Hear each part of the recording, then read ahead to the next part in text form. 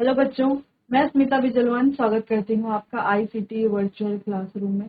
आशा करती हूँ आप सभी स्वस्थ हों और अच्छे से पढ़ाई कर रहे हों। आज हम पढ़ने जा रहे हैं class 11 chemistry chapter some basic concept of chemistry. ये चैप्टर हम अपने प्रीवियस लेक्चर में स्टार्ट कर चुके थे, काफी आगे तक हम पहुंच चुके थे। अब हम पढ़ रहे थे यहाँ पर लॉज ऑफ केमिकल कॉम्बिनेशन। अब केमिकल कॉम्बिनेशन के लॉज क्या क्या है ये हमने डिस्कस कर लिया था कि केमिकल कॉम्बिनेशन के जो है 5 बेसिक लॉज है। पहला, law of conservation of mass, यानी कि द्रव्यमान संरक्षण का नियम। दूसरा, लॉ ऑफ डेफिनेट प्रोपोर्शन। तीसरा, लॉ ऑफ मल्टीपल प्रोपोर्शन। चौथा है हमारा गेल-लुसेक्स लॉ। और पांचवा है हमारा एवोगाद्रोस लॉ। यहाँ पर दो लॉ को हम अपने लास्ट लेक्चर में डिस्कस कर चुके थे, जो कि है कंजर्वेशन ऑफ मास और लॉ ऑफ डेफिनेट प्रोपोर्शन। उनको एक बार रिवाइज करके फिर हम आगे बढ़ते हैं। पहले law of chemical combination. Law of chemical combination में पहला लॉ हमारा क्या है? Law of conservation of mass. अब law of conservation of mass यानी कि जो हमारा द्रव्यमान संरक्षण का नियम है वो क्या कहता है? वो हमें कहता है कि मास जो है ना ही क्रिएट किया जाता है, यानी कि ना ही उत्पन्न किया जाता है, ना ही किया जाता है। वो क्या करता है? वह बस अपनी जो स्टेट है, अपनी अवस्था है, उसमें ही क्या करता है? परिवर्तन करता है। जैसे कि हमने क्या देखा कि जो हमारा अभिकारक होता है और उत्पाद होता है, दोनों ही क्या होते हैं? बराबर होते हैं। जैसे कि हम यहाँ पर देख पा रहे हैं C+O2 गिव्स CO2। ठीक, तो यहाँ पर C+O2 इनका क्या है? टोटल जो मास है वो 44U है। ठीक, साथ ही जो हमारा CO2 है उसका मास कितना है? 44U है। तो यानी कि जो रिएक्टेंट है, अभिकारक है, और जो उत्पाद है, दोनों का ही जो मास है वो क्या है? इक्वल है।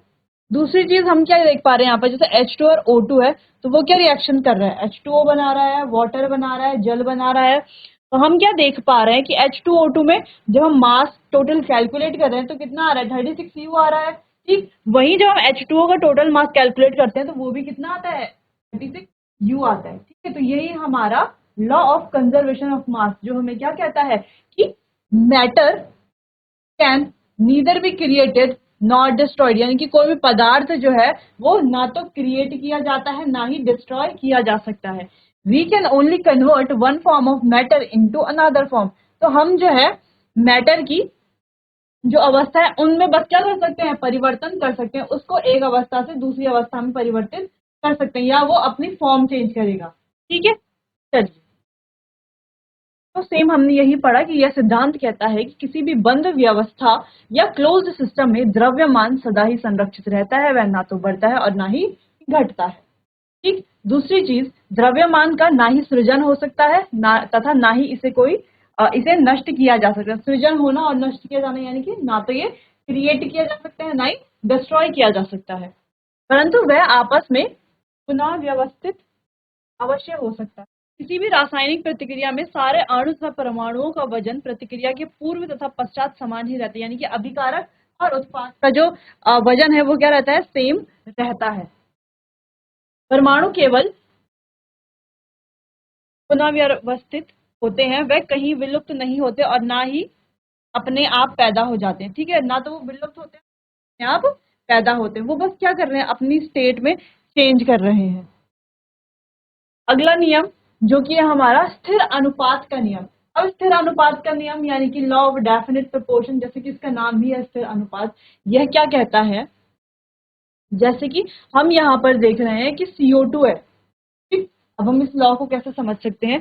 जैसे कि हमने देखा कि जब हम रेस्पिरेशन करते हैं, यानी कि सांस लेते हैं, तो भी CO2 बाहर निकलती है। ठीक, जब हम किसी ईंधन को जलाते हैं तो भी CO2 बाहर निकलती है। ठीक, जब हम मेटल की यानी कि जब हम किसी भी धातु कार्बोनेट की एसिड के साथ प्रतिक्रिया कराते हैं तो भी कार्बन डाइऑक्साइड गैस बाहर निकलती है। तो ये जो सारी कार्बन डाइऑक्साइड है जो अलग अलग सोर्सेज से निकल रही है, अलग अलग सोर्स से निकल रही है। ठीक, जो ये कार्बन डाइऑक्साइड गैस है जो अलग अलग सोर्सेज से निकल रही है, only two element carbon and oxygen combined in a mass ratio. इनका इसमें क्या है? सिर्फ कार्बन और ऑक्सीजन ही कंबाइन हुई है। किस रेशियो में? 3:8 में। कैसे कंबाइन हुई है? 3:8 में। यानी कि कार्बन डाइऑक्साइड का सोर्स कोई भी हो, तो कार्बन डाइऑक्साइड का सोर्स कोई भी हो, लेकिन उसका जो प्रोपोर्शन है वो हमेशा क्या रहेगा, डेफिनेट रहेगा हर रिएक्शन के लिए, किसी भी प्रक्रिया, किसी भी अभिक्रिया के लिए जो कार्बन डाइऑक्साइड है उसका रेशियो हमेशा क्या रहेगा, सेम रहेगा। ठीक, अब वो कार्बन डाइऑक्साइड गैस चाहे हमें रेस्पिरेशन से मिली हो, चाहे किसी फ्यूल के जलने से यानी कि किसी ईंधन के जलने से मिली हो, या कोई जो है धातु कार्बोनेट की एसिड के साथ, अम्ल के साथ रिएक्शन करने से मिली हो, वो कार्बन डाइऑक्साइड हमें कहीं से भी मिली हो, उसका रेशियो क्या रहेगा, हमेशा सेम रहेगा। जैसे कि जल की अगर हम बात करें, अब वो जल आरओ का जल हो, नदी का जल हो, तालाब का जल हो, ओशन का जल हो, कोई भी जल हो, उसका रेशियो हमेशा क्या रहेगा, सेम रहेगा। ठीक, तो यही था हमारा स्थिर अनुपात का नियम। यह स्थिर अनुपात का नियम यह बताता है कि किसी भी रासायनिक यौगिक में इसके घटक तत्वों के भार हमेशा एक निश्चित अनुपात में होते हैं, यानी कि इसके जो घटक तत्वों के भार हमेशा क्या होते हैं, एक ही अनुपात में स्थिर होते हैं, चाहे यौगिक का स्रोत कुछ भी या मात्रा कुछ भी हो, चाहे यौगिक का स्रोत कुछ भी हो या मात्रा कुछ भी हो। ये बात समझ में आई, दोनों लॉज समझ में आए। चलिए अब आगे बढ़ते हैं, आज का नया टॉपिक स्टार्ट करते हैं, लॉ ऑफ मल्टीपल प्रोपोर्शन। अब ये जो लॉ है मल्टीपल प्रोपोर्शन का लॉ, ये क्या कहता है, this law was proposed by John Dalton. तो ये लॉ किसके द्वारा प्रपोज किया गया था, हमारे साइंटिस्ट जॉन डाल्टन।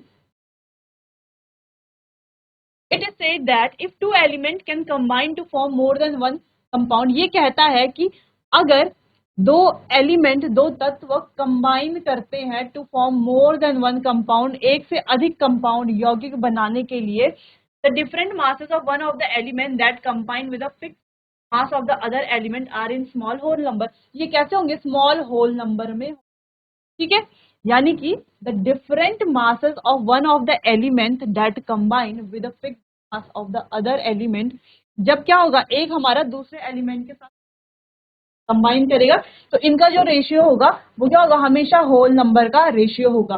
कैसे, एक एग्जांपल से समझते हैं। जैसे कि हम कह रहे हैं कि हाइड्रोजन कंबाइन हो रही है ऑक्सीजन के साथ, देखो हाइड्रोजन कंबाइन हो रही है ऑक्सीजन के साथ टू फॉर्म टू कंपाउंड, दो कंपाउंड वो दे रही है, एक बार वाटर और दूसरी जगह हाइड्रोजन कंबाइन हो रही है ऑक्सीजन के साथ, और क्या दे रही है, हाइड्रोजन परऑक्साइड। क्या दे रही है, हाइड्रोजन परऑक्साइड। ठीक, अब दोनों चीज हाइड्रोजन ऑक्सीजन ही कंबाइन हो रही है, यहाँ भी हाइड्रोजन ऑक्सीजन, यहाँ भी हाइड्रोजन ऑक्सीजन। ठीक, लेकिन यहाँ वाटर बन रहा है, यहाँ हाइड्रोजन परऑक्साइड बन रही है। कैसे, देखो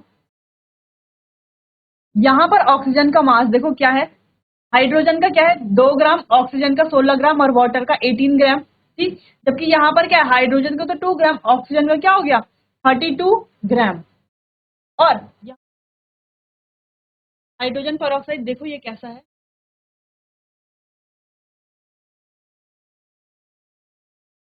प्लस ऑक्सीजन,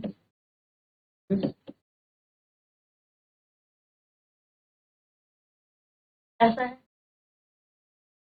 यहाँ पर भी वही है कि हाइड्रोजन प्लस ऑक्सीजन गिव्स। ठीक, समझ में आया कि यहाँ पर हाइड्रोजन और ऑक्सीजन मिला के क्या बना रही है, वाटर बना रहा है। ठीक, और यहाँ पर क्या बना रहा है, हाइड्रोजन और ऑक्सीजन मिला करके क्या बन रहा है,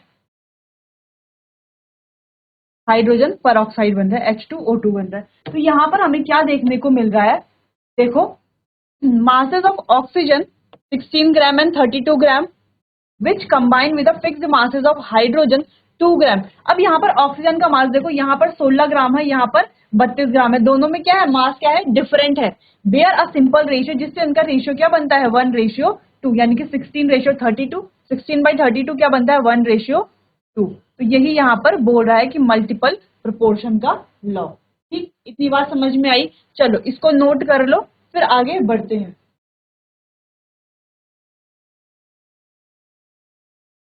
आगे बढ़ते हैं अगले लॉ की तरफ, जो कि है हमारा गे लुसेक्स लॉ। अब गे लुसेक्स लॉ हमारे जो साइंटिस्ट गे लुसेक्स, उनके नाम पर रखा गया गे लुसेक्स लॉ, उन्होंने ही दिया था। ठीक, तो गे लुसेक्स लॉ यानी कि इसे हम जो है, ये क्या होता है, गैसेस वॉल्यूम का लॉ होता है। ठीक, अब ये होता क्या है, देखो this law was propose by Gay Lussac, किसके द्वारा प्रपोज किया गया था? गे लुसेक के द्वारा दिया गया था। ठीक, it state that when gases combine to form gases product, क्या बताता है कि जब गैसें कंबाइन करती हैं क्या बनाती हैं? गैसेस प्रोडक्ट बनाती हैं, गैसीय उत्पाद बनाती हैं। ठीक, their volume are in simple whole number ratio, तो उनका जो आयतन है, वॉल्यूम है, वो क्या होता है? सिंपल होल नंबर रेशियो में होता है। और कहां पर? टेम्परेचर क्या होता है? Constant and pressure, at constant temperature and pressure, जहां पर टेम्परेचर और प्रेशर क्या होता है? कांस्टेंट होता है। ठीक, यानी कि जब गैसेस कंबाइन करती हैं, जब गैसें क्या करती हैं? आपस में कंबाइन करती, क्या बनाती हैं? गैसीय उत्पाद बनाती हैं।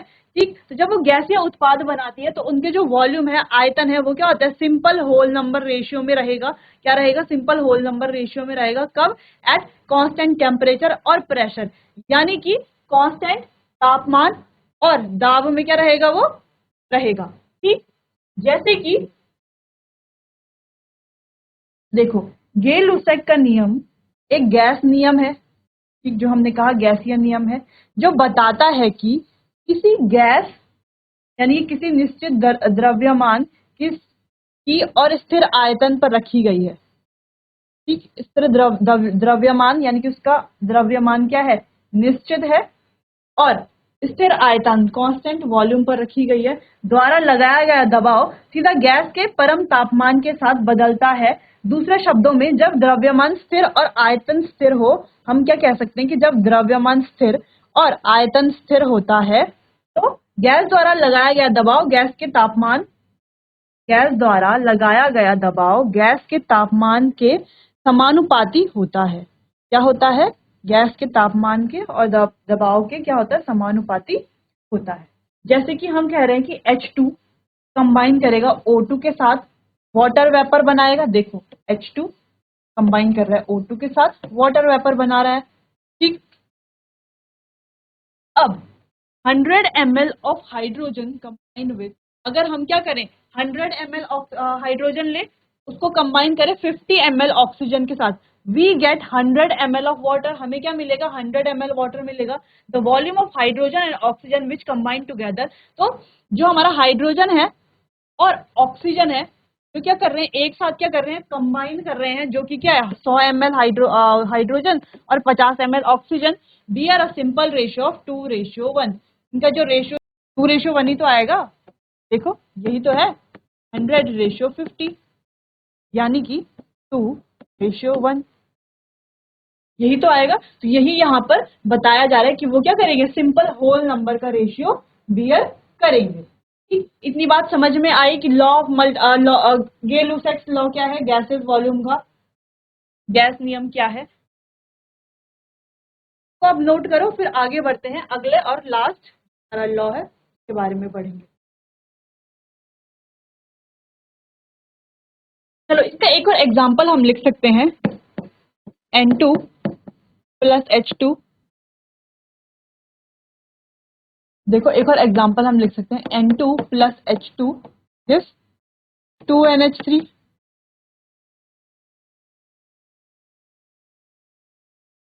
ठीक, अगर हम वॉल्यूम की बात करें तो ये है 1 लीटर, ये है 3L, ये है हमारा 2L। ठीक, अगर हम मोल्स की बात करें तो ये कितना आ रहा है? 1 मोल, ये आ रहा है 3 मोल, ये आ रहा है 2 मोल। तो यानी कि ये क्या आ रहे हैं? एक सिंपल तुम्हें आ रहा है ना, सिंपल होल नंबर रेशियो को क्या कर रहे हैं? बियर कर रहे हैं। ठीक, तो यही हमें यहाँ पर पढ़ना था, यही हमारा गे लुसेक्स लॉ होता है। और दूसरी चीज क्या होंगे? गैसेस में होंगे सारे, ये आपको ध्यान रखना है, ये सिर्फ गैसों का लॉ है, सिर्फ गैसेस वॉल्यूम के लिए। ठीक, चलो नोट करो, एक्स्ट्रा एग्जांपल भी नोट कर सकते हो आप लोग। फिर आगे बढ़ते हैं, चलिए आगे बढ़ते हैं। लास्ट हमारा Avogadro law. This law was propose by Amedeo Avogadro. कौन सा साइंटिस्ट का नाम है? Amedeo Avogadro. ये क्या बताता है? अच्छा, वॉल्यूम के लिए, ठीक है, यहाँ पर क्या होता है? It state that equal volume of all gases at the same temperature. दो चीजें हमने यहाँ पर देखी, क्या? एक इक्वल वॉल्यूम, इक्वल वॉल्यूम और सेम टेम्परेचर, ये बात ध्यान में रखनी, इक्वल वॉल्यूम और same temperature and pressure. Volume equal हो और टेम्परेचर प्रेशर क्या हो, टेम्परेचर और प्रेशर क्या हो, सेम हो। वॉल्यूम इक्वल हो और टेम्परेचर प्रेशर क्या हो, सेम हो। Should contain equal number of mole और मॉलिक्यूल, तो वहां पर क्या होगा, इक्वल नंबर ऑफ मोल और मॉलिक्यूल हमें देखने को मिलेगा। इक्वल वॉल्यूम में सेम टेम्परेचर सेम प्रेशर में हमें सेम मोल और same equal number of mole और इक्वल नंबर ऑफ मॉलिक्यूल देखने को मिलता है। ठीक, तो ये आपको याद होना चाहिए। जैसे अगर हम 10 लीटर ऑफ NH3, N2 और O2 और CO2 at a same temperature और प्रेशर लेते हैं, अगर हम क्या लेते हैं 10 लीटर, इक्वल वॉल्यूम है ना, 10 लीटर यानी कि इक्वल वॉल्यूम। ठीक, 10 लीटर यानी कि इक्वल वॉल्यूम। क्या लेते हैं, NH3, N2, O2, CO2 लेते हैं, इतनी सारी चीजें हम लेते हैं 10 लीटर। ठीक है, at same temperature and pressure. देखो टेम्परेचर और प्रेशर क्या रखना है, सेम रखना है। इसका मतलब क्या है, all of them contain same number of moles and molecules, यानी कि इन सब में क्या होगा, मॉलिक्यूल्स और मोल की जो संख्या होगी वो क्या होगी, बराबर होगी। क्या होगी, मॉलिक्यूल्स और मोल की संख्या बराबर होगी। ठीक, तो ये बहुत इंपॉर्टेंट लॉ है, इजी भी है कि आपको सिर्फ इतना याद रखना है कि equal volume same temperature pressure. Equal volume में और सेम टेम्परेचर और सेम प्रेशर में सब में क्या होगा, सेम नंबर ऑफ मॉलिक्यूल्स और मोल्स होंगे। मॉलिक्यूल का नंबर और मोल का नंबर क्या होगा, हमेशा सेम रहेगा। ठीक, तो ये बहुत ही इंपॉर्टेंट लॉ है, ये आपको ध्यान रखना है। चलिए, जैसे कि हिंदी में हम पढ़ रहे हैं कि एवोगाड्रो का नियम कहता है कि समान तापमान और दबाव पर सभी गैसों के बराबर आयतन, समान तापमान और दबाव पर सभी गैसों के बराबर आयतन में, ठीक है, यानी कि वॉल्यूम भी जब क्या हो, बराबर हो, अणुओं की संख्या समान होती है। अणुओं की संख्या क्या होती है, हमेशा समान होती है। इसे गणितीय रूप में V is proportional to N भी कहा जाता है। ठीक, के रूप में लिखा जा सकता है, जहां N गैस के मोल की संख्या, N यानी कि मोल्स ऑफ गैस। ठीक है, N क्या है, गैस के मोल की संख्या होती है। तो ये इंपॉर्टेंट लाइन है, इसको आप पूरा नोट करेंगे, इसे भी पूरा नोट करेंगे और ये भी आप पूरा नोट करेंगे। साथ ही जो इलस्ट्रेशन हमने लिया है इसे भी आप पूरा अच्छे से नोट कर लेंगे, क्योंकि ये बहुत इंपॉर्टेंट लॉ है। क्योंकि इसके बाद हम डाल्टन्स थ्योरी पढ़ेंगे, एटॉमिक थ्योरी क्या थी, उसके बाद जब हम मोल कॉन्सेप्ट पढ़ेंगे तो ये चीज आपके बहुत वहां पर काम आएगी। जो एवोगैड्रो लॉ है वो वहां पर आपको बहुत काम आएगा। ठीक है, मोल कॉन्सेप्ट में जो आगे चैप्टर में पढ़ेंगे। चलो, तो इसे अच्छे से नोट कर लो, कोई कंफ्यूजन है तो आप मुझसे पूछ सकते हैं। चलिए नोट कीजिए। चलो, ये हो गई, ये बात समझ में आई। 5 लॉज थे जो हमने अच्छे से डिस्कस कर लिए। कौन कौन से law, law of conservation of mass यानी कि द्रव्यमान संरक्षण का नियम, law of definite proportion, law of multiple proportion, Gay Lussac's law. किसका लॉ होता है, Gay Lussac's law, gases volume का लॉ होता है। ठीक, और लास्ट में हमने पढ़ लिया एवोगाड्रोस लॉ, जहां पर क्या होता है कि इक्वल वॉल्यूम में सेम टेम्परेचर और सेम प्रेशर में हमारे क्या होते हैं, नंबर ऑफ मोल्स और मॉलिक्यूल्स क्या होते हैं, सेम इक्वल होते हैं।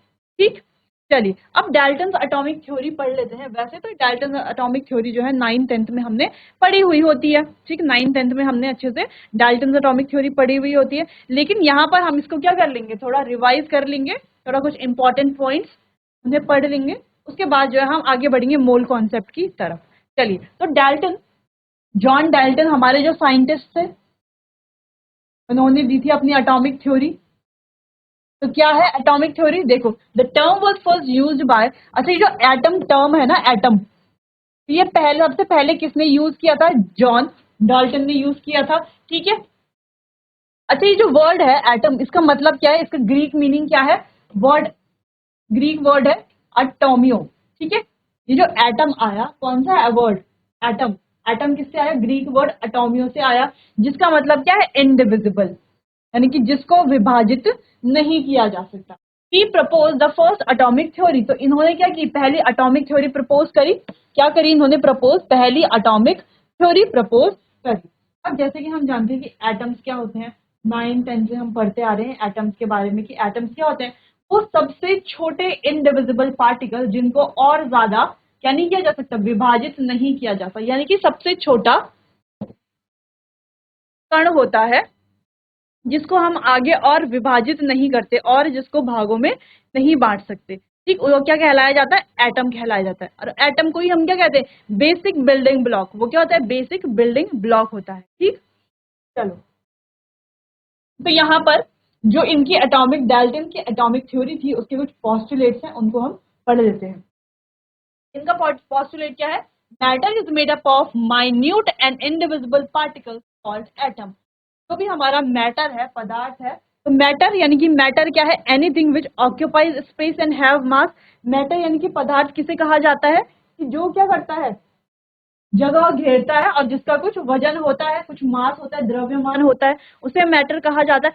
अब यहाँ पर डाल्टन ने पहला पोस्टुलेट दिया है कि जो मैटर है वो किससे बना है? एटम से बना है, जो कि एटम क्या है? हमारे स्मॉलेस्ट इनडिविजिबल पार्टिकल्स है। क्या है? सबसे छोटे अविभाजित वाले पार्टिकल्स, जिनको और ज्यादा विभाजित नहीं किया जा सकता। तो matter is made up of minute, minute यानी कि बहुत छोटे, टाइनी जिसे हम कहते हैं, सूक्ष्म कण, एंड इनडिविजिबल, इनडिविजिबल यानी कि जिनको आगे विभाजित नहीं किया जा सकता, पार्टिकल्स कॉल्ड एटम। तो मैटर हमारे ऐसे पार्टिकल, ऐसे छोटे छोटे पार्टिकल से बना है जो कि क्या है? बहुत ज्यादा छोटे छोटे हैं, सूक्ष्म है और इनडिविजिबल है, जिन्हें की एटम कहा जाता है, ठीक। चलिए, अब एटम क्या है? Can neither be created nor be destroyed. तो एटम को ना तो हम एटम का सृजन कर सकते हैं, ना ही उसे नष्ट कर सकते हैं, ठीक है। एटम का ना तो सृजन कर सकते हैं, ना ही उसे नष्ट कर सकते हैं। और यही सेम चीज हमने क्या कहाँ पर पढ़ी थी? लॉ ऑफ कंजर्वेशन ऑफ मास में पढ़ी थी, यानी कि द्रव्यमान संरक्षण के नियम में हमने सेम चीज पढ़ी थी कि जो हमारा क्या है? मैटर है, ना तो उसे क्या किया जा सकता है? ना तो नष्ट किया जा सकता है, ना ही सृजन किया जा सकता है। वो क्या करता है? बस अपनी फॉर्म को चेंज करता रहता है, फॉर्म में परिवर्तन करता रहता है, ठीक। अब अगली चीज पढ़ते हैं। Atoms of same element are identical in their properties and mass. अच्छा, जो सेम एलिमेंट होंगे, यानी कि जो हमारे एक जैसे तत्व होंगे, उनके एलिमेंट क्या होंगे? आइडेंटिकल होंगे इन देयर प्रॉपर्टीज एंड मास। तो उनके जो एलिमेंट्स होंगे, उनकी प्रॉपर्टीज और मास क्या होगी? आइडेंटिकल होगा, ठीक। आगे बढ़े। While atoms of different element have different properties and मास। तो अलग अलग एलिमेंट के अलग अलग एटम होंगे, जिनकी अलग अलग प्रॉपर्टी होगी, अलग अलग मास होगा, ठीक। यानी कि जो एक जैसे जो एलिमेंट होंगे, उनकी प्रॉपर्टीज और मास एक जैसे होंगे। जो एटम हमारे अलग अलग एलिमेंट के होंगे, उनकी मास और प्रॉपर्टी अलग अलग होगी। कॉमन सी बात थी, ठीक। चल आगे बढ़े। Atom combine to form compound called molecule. अब एटम क्या करते हैं? मिल करके क्या बनाते हैं? कंपाउंड बनाते हैं, कंपाउंड एटम्स बनाते हैं, जिन्हें मॉलिक्यूल कहा जाता है। बहुत सारे एटम्स मिलकर के क्या बनाते हैं? मॉलिक्यूल बनाते हैं। ये आपको ध्यान रखना है कि एटम्स क्या बनाते हैं? मिलकर के मॉलिक्यूल बनाते हैं, ठीक है। व्हेन एटम कंबाइन, जब एटम क्या करते हैं? कंबाइन करते हैं, they do so in a fixed ratio by mass. ये क्या, जब एटम कंबाइन करते हैं तो ये कैसे करते हैं कंबाइन? फिक्स्ड रेशियो में कंबाइन करते हैं। इनका क्या होता है? जो रेशियो होता है वो क्या होता है? फिक्स होता है, जो कि हमने लॉ ऑफ मल्टीपल प्रोपोर्शन और लॉ ऑफ डेफिनेट प्रोपोर्शन में पढ़ लिया है। Dalton theory could explain the law of, Dalton theory ने could explain the laws of chemical combination. इन्होंने जो है, जो केमिकल कॉम्बिनेशन के जो लॉ थे ना, उनको एक्सप्लेन किया है ना, उनके लॉज को। देखो, सबसे पहले उसका लॉ क्या था? कि मास नीदर क्रिएटेड नॉट डिस्ट्रॉयड। जो मैटर है, ना उसको सृजन किया जा सकता है, ना ही नष्ट किया जाता है। तो वो उन्होंने यहाँ पर कर लिया था, ठीक। थर्ड चीज वो उन्होंने यहाँ पर कर ली थी, अगला लॉ। फिर एक लॉ उन्होंने यहाँ पर कर लिया था कि एटम क्या करते हैं? फिक्स रेशियो में क्या करते हैं? कंबाइन करते हैं। उनका मास जो होता है फिक्स रेशियो में कंबाइन करता है, ठीक। तो डाल्टन ने जो है काफी चीजें हमें एटॉमिक थ्योरी के बारे में बताई, और काफी चीजें एटम से रिलेटेड, मैटर से रिलेटेड काफी चीजें बताई थी, ठीक। चलो, तो ये सारे ही पॉइंट्स जो है, पोस्टुलेट जो है, वो आप नोट कर लेंगे, फिर हम आगे बढ़ते हैं। चलिए, ये थी हमारी डाल्टन एटॉमिक थ्योरी। आशा करती हूँ आपको अच्छे से समझ आया होगा। अगर फिर भी आपको कोई कंफ्यूजन है तो आप मुझसे पूछ सकते हैं। चलिए, बाकी आगे कंटिन्यू करेंगे हम अपने आने वाले अगले सेशन में। तब तक के लिए आप अच्छे से पढ़ाई करते रहिए। कहीं पर कोई कंफ्यूजन है तो आकर मुझसे, आप जो है मुझसे पूछ सकते हैं। चलिए, तो मिलते हैं अपने आने वाले अगले सेशन में। तब तक के लिए आपका बहुत बहुत धन्यवाद।